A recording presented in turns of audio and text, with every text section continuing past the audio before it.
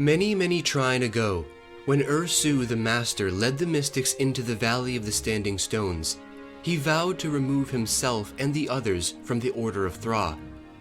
Collectively, and influenced by their leader, the urRu followed. But not all of them chose this path. There were some who resisted, some who chose another life. Archer, or urVa, was a very special creature, not only for his skills at hunting and gathering, but also for his devotion to serving others throughout the land.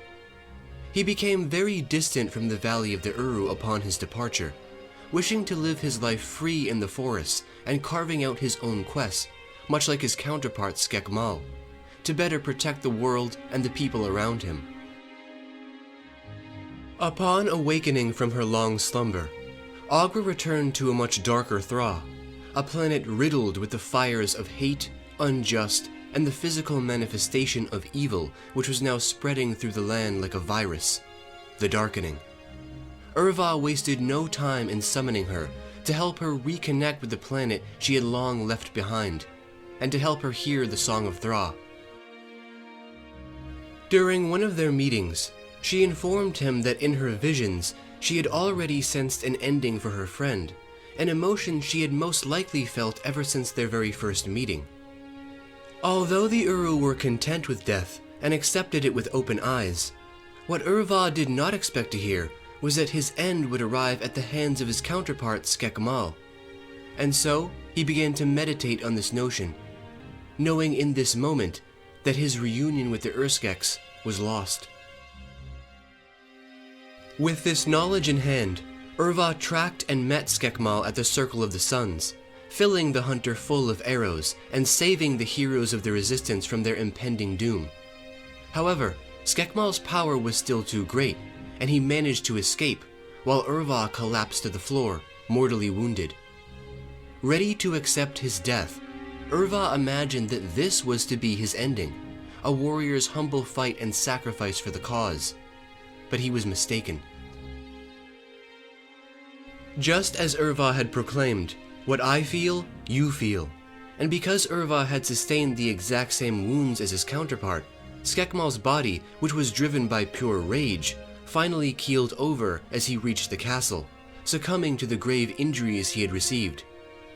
Shocked by this unimaginable turn of events, Skekso immediately ordered SkeptiBee to be cared for he knew that if even one Skeksis were to perish, their doom was written in stone. Fortunately and unexpectedly for them, Mother Aughra herself arrived at the castle once more, this time to offer her life for the freedom of the others, and to grant SkeptiBee his dying wish. They extracted her life essence, draining every fiber of her being until, just like all of the others, she faded into cosmic dust. With their new essence in hand, they quickly fed it to the dying SkeptiBee, with the anticipation of his return. But something happened then that they did not expect. Although they had initially thought that SkeptiBee was dead, he was in fact simply in a comatose state. However, because of Aughra's powerful gift, he would soon wake again and flee the castle, returning to the hunt. But because of his condition, this infusion of essence also worked on his counterpart urVa, and was able to revive him again, this time with a powerful vision that he had received in a dream. He had a new quest, but of what? No one was sure. As the Gelfling resistance began to form at Stone in the Wood, SkeptiBee once again rushed into battle to claim his prize and prove his strength.